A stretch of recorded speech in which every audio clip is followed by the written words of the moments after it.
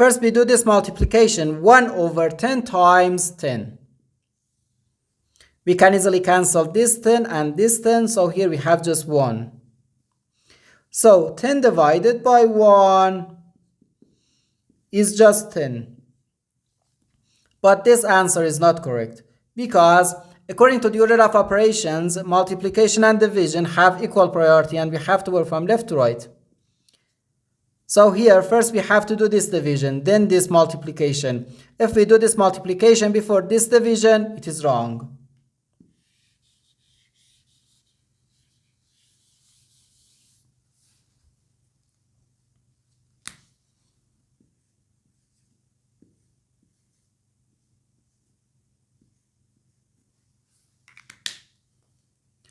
So first we have to do this division, 10 divided by 1 over 10. According to the KCF rule, K stands for keep, C stands for change, and F stands for flip.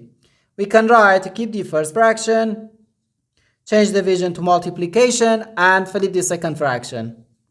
And here we have times 10. 10 times 10 gives us 100. So 100 times 10, which equals 1000. And this is our final answer to this problem. The correct answer is 1000.